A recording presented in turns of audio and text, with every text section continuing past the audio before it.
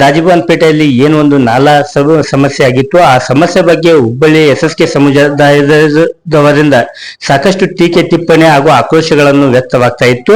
ಇದೇ ವಿಷಯಕ್ಕೆ ಸಂಬಂಧಪಟ್ಟಂತೆ ನಮ್ಮ ಜೊತೆಗೆ ಸಮಾಜದ ಮುಖಂಡರಾದಂತಹ ಪ್ರಕಾಶ್ ಬುರ್ಬುರರು ಕೂಡ ಇದ್ದಾರೆ. ಅದೇ ಒಂದು ವಿಷಯದ ಬಗ್ಗೆ ಅವರು ಮಾತನಾಡಲಿದ್ದಾರೆ. ಬನ್ನಿ ವೀಕ್ಷಕರೇ, ಹಾಗಾದರೆ ಪ್ರಕಾಶ್ ಬುರ್ಬುರೆ ಏನ್ ಹೇಳ್ತಾರೆ ಕೇಳೋಣ. ಸರ್ ನಮಸ್ಕಾರ.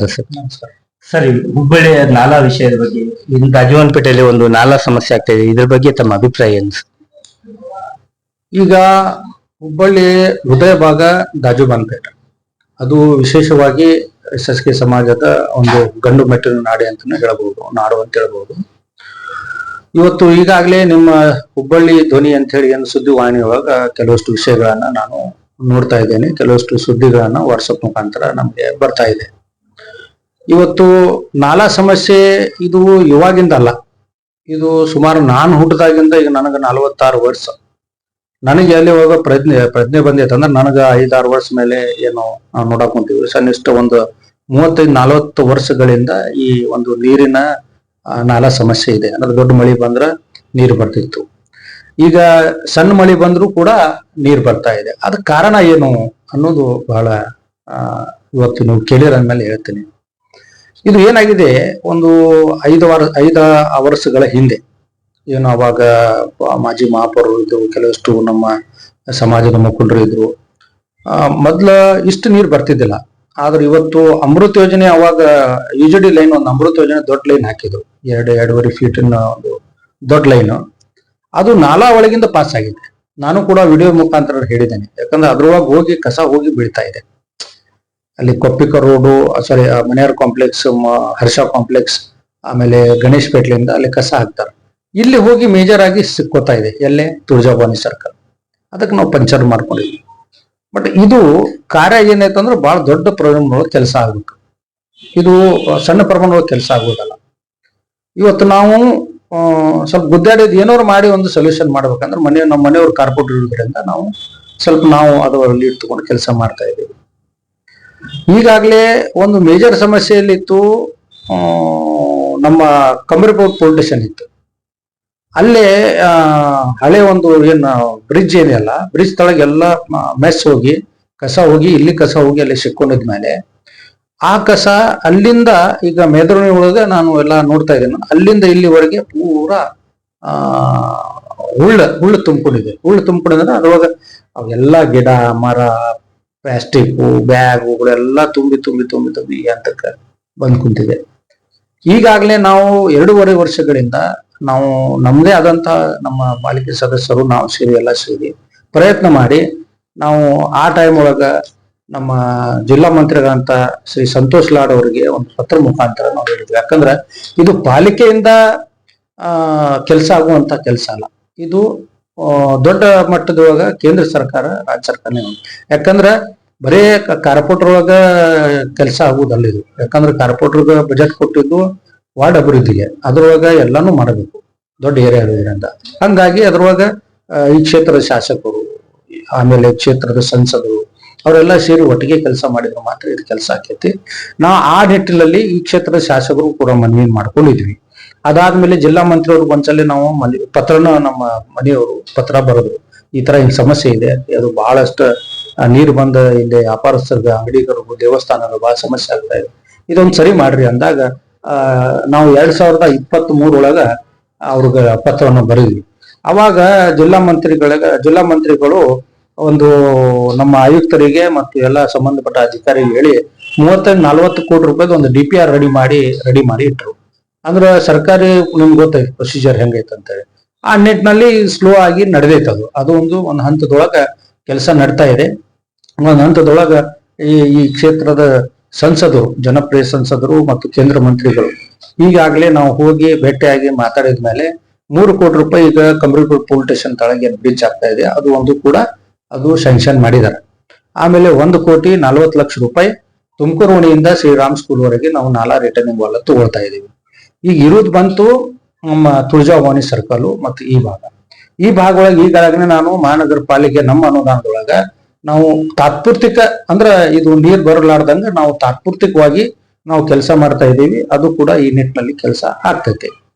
ಆ ಅದು ಬಿಟ್ರೆ ಮತ್ತೆ ಇದು ಪಾಲಿಕೆ ಬರೀ ಪಾಲಿಕೆಯಿಂದ ಆಗ್ಬೇಕಂತ ಹೇಳಿದ್ರೆ ಬಹಳ ಕಷ್ಟ. ಯಾಕಂದ್ರೆ ಈಗಾಗಲೇ ಸರ್ಕಾರದೊಳಗೆ ಯಾವ ಮಟ್ಟದ ಕೆಲಸ ಆಗುವಂತ ತಮಗೂ ಗೊತ್ತೈತಿ. ಯಾಕಂದ್ರೆ ದುಡ್ಡು ಇಲ್ಲ, ಬಹಳ ಸಮಸ್ಯೆ ಇದೆ, ಕೊರತೆ ಇದೆ. ಈಗ ನಾವು ಕೇಂದ್ರ ಸರ್ಕಾರದ ಜೋಶಿ ಅವ್ರಿಗೆ ಹೇಳ್ಕೊಂಡು ನಾವು ಕೆಲಸ ಮಾಡ್ತಾ ಇದೀವಿ. ಶಾಸಕರಿಗೂ ಹೋಗಿ ಮನವಿ ಮಾಡ್ತೀವಿ, ಅವರು ಕೂಡ ಕೈ ಜೋಡಿಸಿದ್ರೆ ಇರೋ ಕೆಲಸ ಆಗ್ತದೆ ನನ್ನ ಅಭಿಪ್ರಾಯ. ಸರ್, ಶಾಸಕರು ಇನ್ನೂ ಮನವಿ ಮಾಡ್ತೀರಾ? ಇದ್ರ ಮುಂಚೆ ಏನಾದ್ರು ಶಾಸಕರ ಹತ್ರ ಮನವಿ ಮಾಡ್ಕೊಂಡಿದ್ದೀರಾ? ನಾನು ಓವರಾಲ್ ಆಗಿ ಹೇಳಿದ್ದೆ ಅವ್ರಿಗೆ, ಈ ತರ ಹಿಂಗ್ ಸಮಸ್ಯೆ ಇದೆ, ನಮ್ದು ಅದು ಸ್ವಲ್ಪ ಬಗೆಹರಿಸ್ಕೊಡ್ರಿ ಅಂತ ಹೇಳಿ. ನೋಡೋಣ, ಈಗಾಗಲೇ ಸರ್ಕಾರ ಬಂದಿದೆ. ಯಾಕಂದ್ರೆ ಅವು ಎಲ್ಲ ಸ್ಕೀಮ್ ಅನುದಾನ ಸ್ವಲ್ಪ ಕೊರತೆ ಆಗಿತ್ತು. ಈಗ ಅನುದಾನ ಮೊದಲೇ ತಂದು ಗೊತ್ತಾಗೈತಿ. ಎಲ್ಲರೂ ಕೂಡಿ ಸಮಾಜದೊಳಗೆ ಹೇಳೋನು. ಈಗಾಗಲೇ ಬಹಳಷ್ಟು ಜನ ಮಾತಾಡಿದ್ದಾರೆ, ಬಹಳಷ್ಟು ಸಮಾಜದ ಧುರೀಣರು ಮಾತಾಡ್ಯಾರ. ಅವ್ರಿಗೆಲ್ಲ ಕರ್ಕೊಂಡು ಹೋಗಿ ನಾನು ಒಂದ್ಸಲ ಹೋಗಿ ಭೇಟಿಯಾಗಿ ಮನವಿ ಕೊಡೋನು. ಏನ್ ತಪ್ಪೈತಿ ನೋಡ್ರಿ. ಪೊಲಿಟಿಕ್ಸ್ ಹೆಂಗಿರ್ತೈತೆ ಅಂದ್ರೆ ಇಲೆಕ್ಷನ್ ಆಗೋದು. ಇಲೆಕ್ಷನ್ ಆದ್ಮೇಲೆ ಯಾವುದು ರಾಜಕಾರಣಿ ಇಲ್ಲ, ಡೆವಲಪ್ಮೆಂಟ್ ಇಶ್ಯೂ ಒಳಗೆ ಎಲ್ಲರೂ ಕೂಡಿ ಒಂದಾಗ್ತೈತಿ.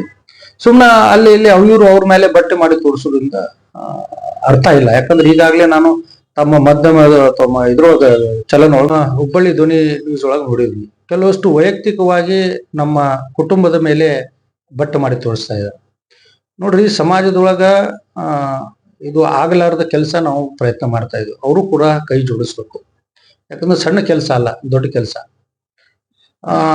ವೈಯಕ್ತಿಕವಾಗಿ ಇವ್ರು ತಗೋಬಾರ್ದಿತ್ತು. ಇದ್ರೊಳಗ ಗಂಡ ಹೆಂಡತಿ ಅಂತ ಹೇಳಿ ವಿಷಯಗಳನ್ನ ಮಾಡ್ತಾ ಇದ್ದಾರೆ. ಅವರು ಒಂದು ಸಮಾಜದ ಜವಾಬ್ದಾರಿ ಹುದ್ದೆಯಲ್ಲಿ ಇದ್ದವರು ಎಲ್ಲ. ಅವರು ಗಂಡ ಇಲ್ಲೇ ಹೆಂಡತಿ ಅಲ್ಲೇ ಅಂತ ಹೇಳಿ ಹೇಳಿದಾಗ ಬಹಳಷ್ಟು ನೋವು ಆಗುತ್ತೆ. ಯಾಕಂದ್ರ ಒಂದು ಸಮಾಜದ ಒಳಗ ಜವಾಬ್ದಾರಿ ವ್ಯಕ್ತಿ ಒಬ್ಬ ಮಹಾನಗರ ಪಾಲಿಕೆ ಸದಸ್ಯರು. ಅದು ಈ ಭಾಗದ ಎಲ್ಲಾ ಜನರು ಆಶೀರ್ವಾದ ಮಾಡಿ ಅವ್ರಿಗೆ ಓಟ್ ಹಾಕಿ ಗೆಲ್ಸ್ತವ್ರು.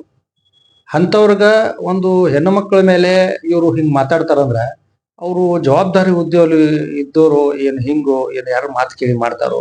ನಮಗೂ ಕೂಡ ಬಹಳ ಬೇಜಾರಾತ ಆ ವಿಷಯ ಒಳಗ. ನಾವು ಅಭಿವೃದ್ಧಿ ಕೆಲಸ ಒಳಗೆ ಯಾವಾಗೂ ಮುಂದೆ. ನೀವು ಹೋಗಿ ತಾವು ಎಲ್ಲ ಕಡೆ ಸರ್ವೆ ಮಾಡಬಹುದು. ಬೆಳಗ್ಗೆ ಆದ ಕೂಡಲೇ ನನ್ನ ಒಂದು ಫೀಲ್ಡ್ ಒಳಗ ನಮ್ಮ ಮನೆಯವ್ರು ಕಾರ್ಪೊರೇಟರ್ ಆಗಿರ್ಬೇಕು, ಆದ್ರೆ ನಾ ಅವ್ರ ಬೆನ್ನಲ್ಲಿ ಹಿತ್ತು ನಾನು ಕೆಲಸ ಮಾಡ್ತೇನೆ. ಅದು ಎಲ್ಲ ಗೊತ್ತಿದೆ, ಜಗತ್ ಜಾಹೀರಾತಿದೆ. ಏನೋ ನಾವು ಕೆಲಸ ಮಾಡೋದು ಅವ್ರಿಗೆ ಸಹನೆ ಆಯ್ತು ಇಲ್ಲೋ ಗೊತ್ತಿಲ್ಲ. ಏನ್ ನಾವು ಅಲ್ಲಿ ಬಿಜೆಪಿ ಹೋದ್ಮೇಲೆ ಅವ್ರಿಗೆ ಸಮಸ್ಯೆ ಆಗ್ತಾ ಇದೆಯೋ ಅದು ಕೂಡ ನನಗೆ ತಿಳ್ಕೊಬೇಕಾಗೈತಿ. ಉತ್ತರ ಕೊಡ್ಬೇಕಂದ್ರೆ ಈಗ ನಿಮ್ಮ ಹಲವಾರು ನಮ್ ಕಡೆ ಡಾಕ್ಯುಮೆಂಟ್ ಅದಾವು. ಯಾಕಂದ್ರ ಈಗ ಅವರು ಬಿಜೆಪಿ ಒಳಗೆ ಅದರ ಅಂತ ಹೇಳ್ತಾರ. ಯಾರು ಒಬ್ರು ಚನ್ನಪೇಟಿನ ಒಬ್ರು ಪಂಚರು ನಿಮ್ಗೇನು ಹುಬ್ಬಳ್ಳಿ ಧ್ವನಿಗೆ ಮಾತಾಡ್ಯಾರಲ್ಲ, ಅವ್ರ ನಾಯಕರ ಮೇಲೆ ಅವ್ರ MP ಅವ್ರ ಮೇಲೇನೂ ಅವ್ರಿಗೆ ಭರೋಸೆ ಇಲ್ಲ. ಯಾಕಂದ್ರ ನಾವು ಹೋಗ್ತೀವಿ ಮಾತಾಡ್ತೀವಿ ಅಂದ್ರೆ ನೋಡ್ರಿ ಪತ್ರ ಮುಖಾಂತರ ಜೋಶಿ ಸಾಹೇಬ್ರನ್ನ ಕೊಟ್ಟಾರ. ನೋಡ್ರಿ, ಅವ್ರಿಗೂ ಕಳಕಳಿ ಐತಿ. ಆದ್ರೆ ಎಲ್ಲರಿಗೂ ನೋಡ್ಬೇಕು, ಕೇಂದ್ರ ಸರ್ಕಾರ ಅವರು ಪ್ರಯತ್ನ ಮಾಡ್ತಾ ಇದ್ದಾರೆ. ನಾವು ಕೂಡ ನೀವು ಹೋಗೋಣ. ಭಾಳ ಮಾತಾಡ್ತಾರಲ್ಲ ಇವರೆಲ್ಲರೂ, ಹೋಗೋಣ. ಅಲ್ಲೇ ಮಾತಾಡೋದ್ರಿಂದ ಅರ್ಥ ಇಲ್ಲ. ಕರಿಬೇಕು, ಈ ತರ ಹಿಂಗೈತಿ, ಏನ್ ಮಾಡೋಣ ಅಂತ ಕೇಳೋಣ. ಬೈಠಕ್ ಮಾಡ್ರಿ, ಒಳ್ಳೇದಕ್ಕೆ ಬೈಠಕ್ ಮಾಡ್ರಿ. ಸಮಾಜದ ಮೇಲೆ ಒಳ್ಳೆ ಸಮಾಜಕ್ಕೆ ಕೆಲಸ ಮಾಡ್ರಿ. ಅಲ್ಲಿ ಬೈಠಕ್ ಮಾಡಿ ಒಬ್ಬರು ಟೀಕೆ ಟಿಪ್ಪಣಿ ಮಾಡೋದು ಬಿಟ್ಟ ಸಮಾಜದ ಮೇಲೆ ಎಲ್ಲರೂ ನಮ್ದ ಕಣ್ಣ ಅಂತೇಳಿ ಮಾಡ್ರಿ. ಒಂದು ಕಣ್ಣಿಗೆ ಬೆಣ್ಣೆ, ಒಂದು ಕಣ್ಣಿಗೆ ಸುಣ್ಣ ಹಚ್ಚೋದು ಕೆಲಸ ಮಾಡೋದು ಬಿಡಬೇಕು.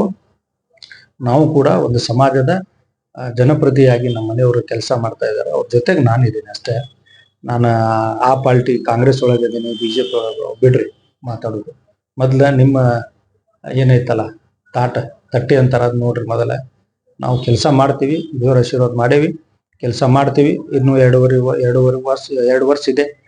ಜನರು ನಾವು ಕೆಲಸ ಮಾಡಿದ್ರೆ ನಮಗೆ ಓಟಿಗೆ ಹಾಕಿ ಗೆಲ್ಲಿಸ್ತಾರೆ, ಇಲ್ಲ ಮನೆಗೆ ಕುಂದಿಸ್ತಾರೆ. ಅದು ನಿರ್ಣಯ ಅವ್ರು ಮಾಡ್ತಾರೆ. ನೀವು ಜವಾಬ್ದಾರಿ ಸ್ಥಾನ ಒಳಗದ್ರಾಗಿ ಜವಾಬ್ದಾರಿಯಾಗಿರ್ರಿ. ನೀವು ವೈಯಕ್ತಿಕ ಹೋದ್ರೆ ನಾನು ವೈಯಕ್ತಿಕ ಹೋಗ್ಬೇಕಾಕೇತ ಅಂತೇಳಿ ಈ ತಮ್ಮ ಮಾಧ್ಯಮ ಮುಖಾಂತರ ಹೇಳ್ತೇನೆ.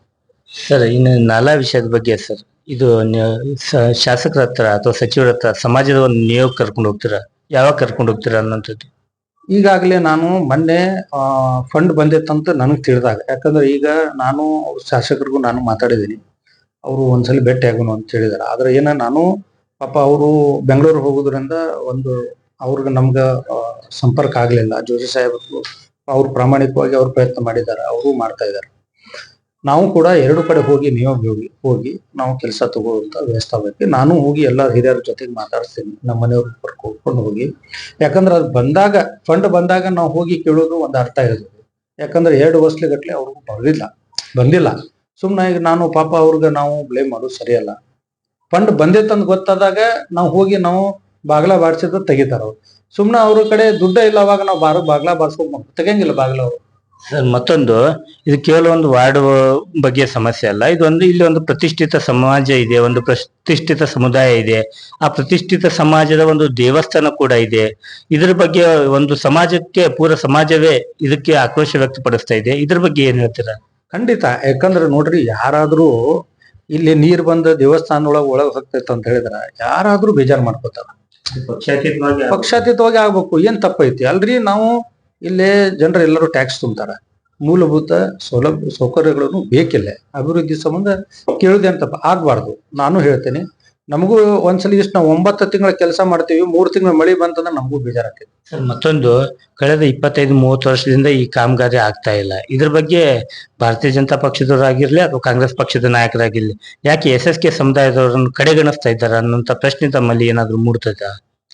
ಈಗ ನಾಲಾ ಸಮಸ್ಯೆ ಬರೇ ಈ ಭಾಗದೊಳಗೆ ಅಷ್ಟೇ ಇಲ್ಲ, ಹಳೆಬ್ಳು ಭಾಗದೊಳಗೂ ಐತಿ, ತೋರೆ ಅಕ್ಕಲ್ದೊಳಗೂ ಐತಿ, ಆಮೇಲೆ ಅನೇಕ ಜಾಗದೊಳಗೂ ಅದಾವ. ಇಲ್ಲ ದೇವಸ್ಥಾನಗಳು ಅದಾವ. ಇದ ದೇವಸ್ಥಾನ, ಯಾವುದೇ ದೇವಸ್ಥಾನದೊಳಗೆ ನೀರು ಹೋಗ್ಬಾರ್ದು, ಯಾವುದೇ ನಾಲಾ ನೀರು ಹೊರಗೆ ಬರಬಾರ್ದು. ಈಗ ನೀವು ನೋಡ್ತೀರಿ ಬೇರೆ ಬೇರೆ ಜಿಲ್ಲಾ ಒಳಗಾತು ಎಂತ ಮಳಿ ಬಂದಾಗ ಬರ್ತೈತಿ. ಮಳಿ ಬಂದಾಗ ಇನ್ನೊಂದು ಸಮಸ್ಯೆ ಇದೆ, ಆದ್ರೆ ಯಾವುದೂ ಬರಬಾರ್ದ. ಇದಕ್ಕೆ ನಾವು ಕೂಡ ಕೈ ಜೋಡಿಸಿ ಹೋಗಿ ಒಂದ್ಸರಿ ನಿಯೋಗ ಕೊಟ್ಟ ಇದೊಂದು ಶಾಶ್ವತ ಪರಿಹಾರ ಮಾಡುವಂತ ಪ್ರಯತ್ನ ನಾವು ಮಾಡ್ತೀವಿ. ನಮ್ಮ ಜೊತೆಗೆ ಎಲ್ಲರೂ ಸೇರಿ ನಾವು ಹೋಗಿ ಪ್ರಯತ್ನ ಮಾಡುವಂತ ವ್ಯವಸ್ಥೆ ನಾವು ಮಾಡ್ತೀವಿ. ಈಗ ಕೆಲವೊಬ್ಬರು ತಮ್ಮ ಬಗ್ಗೆ, ತಮ್ಮ ವೈಯಕ್ತಿಕ ಬಗ್ಗೆ ಈ ರೀತಿ ಟೀಕೆ ಟಿಪ್ಪಣಿ ಮಾಡ್ತಾ ಇದ್ದೀರಾ, ಅವರನ್ನು ಕೂಡ ಕರ್ಕೊಂಡು ಒಂದು ನಿಯೋಗ ಹೋಗುವಾಗ ಅವರೆಲ್ಲರ ಒಂದು ಸಹಮತ ತೆಗೆದುಕೊಂಡು ಹೋಗುವಂತದ್ದು ಏನಾದ್ರು ವಾತಾವರಣ ಇದೆಯಾ ಅಂತ ಹೇಳಿ? 100%. ಈಗ ಮನವಿ ಏನಾದ್ರು ಮೊದಲು ಪತ್ರ ಕೊಡ್ಬೇಕು, ಮೊದಲು ಒಂದ್ಸಲ ಬಿಡ್ಸಲ 2 ಸಲ ಹೋಗಿ ಹೇಳ್ಬೇಕು. ಅವ್ರಿಗೆ ಹೇಳಿಲ್ಲ ಅಂದ್ರೆ ಆಮೇಲೆ ಹೋರಾಟ ಮಾಡ್ಬೇಕು. ಈಗ ಯಾರು ನಮ್ಗೆ ಟಿಪ್ಪಣಿ ಮಾಡಿದಾರ ಅವ್ರು ಹೇಳ್ತಾರ, ಅವರು ಏನು ವೈಯಕ್ತಿಕ ಏನು ಹೇಳಿಲ್ಲ, ಆದ್ರೆ ಇದು ನಾಲಾ ವಿಷಯವಾಗಿ ಹೇಳಿದಾರ. ಕೆಲವಷ್ಟು ಮಂದಿ ಅವರು ಪರ್ಸನಲ್ ನಮ್ಮ ವಿಷಯ ಪರ್ಸನಲ್ ತಗೊಂಡಿದ್ದಾರೆ. ಅದಕ್ಕೆ ನಾನು ಉತ್ತರ ಕೊಟ್ಟಿದ್ದೀನಿ ಈಗಾಗಲೇ. ನಮ್ಗೆ ಇದೇನೈತಲ್ಲ, ಈಗ ಅವ್ರಿಗೂ ಎಲ್ಲರೂ ಜೊತೆ ತಗೊಂಡ ಯಾರದಾರ ಅವ್ರಿಗೂ ಕರೆಸಿ ಮಾತಾಡಿ ಒಂದು ನಿಯೋಗ ತಗೊಂಡು ಹೋಗಿ ಭೇಟಿಯಾಗಿ ಶಾಸಕರು ಮನವಿ ಮಾಡೋಣ. ಶಾಸಕರು ಈ ಭಾಗದ ಸಂಸದರಾದಂಥ ಜೋಶಿ ಸಾಹೇಬ್ರಿಗೆ ಹೇಳೋನು, ಪ್ರಸಾದ್ ಅವ್ರಿಗೆ ಹೇಳಿ ಒಂದು ಮನವಿ ಮಾಡಿ ಈ ಒಂದು ಶಾಶ್ವತ ಪರಿಹಾರ ಮಾಡ್ರಿ ಅಂತೇಳಿ ಇದು ಪ್ರಯತ್ನ ಮಾಡ್ತೀವಿ. ಅದಕ್ಕೆ ಅದು ನಿಜವಾಗ್ಲೂ ಶಾಶ್ವತ ಆದ್ರೆ ಅದು ಕಾರಣೀಭೂತನೇ ಹುಬ್ಬಳ್ಳಿ ಧ್ವನಿ ಅಂತ ಹೇಳ್ಬೋದು ನಾನು. ಸರ್ ಕಡೆ ಪ್ರಶ್ನೆ, ಈಗ ಕೇವಲ ವಾರ್ಡ್ ಜನತೆಗಲ್ಲ, ಪೂರ ಇಲ್ಲಿ ಹುಬ್ಬಳ್ಳಿ ಜನತೆಗೆ, ಆ ದೇವಸ್ಥಾನ ಭಕ್ತಾದಿಗಳಿಗೆ ಏನೊಂದು ಭರವಸೆ ಕೊಡ್ತೀರಾ? ತಮ್ಮ ಅವಧಿಯಲ್ಲಿ ಇದು ಕಾರ್ಯಗಳನ್ನು ಪೂರೈಸ್ತೀರಾ ಅಂತೇಳಿ ಏನಾದ್ರು ಭರವಸೆ ಕೊಡ್ತೀರಾ? ಅತಿ ಶೀಘ್ರದಲ್ಲಿ ಏನಾದ್ರು ಕಾಮಗಾರಿ ಪೂರ್ತಿ ಆಗುವಂತದ್ದು ಭರವಸೆ ಏನಾದ್ರು ಕೊಡ್ತೀರಾ ಅಂತೇಳಿ?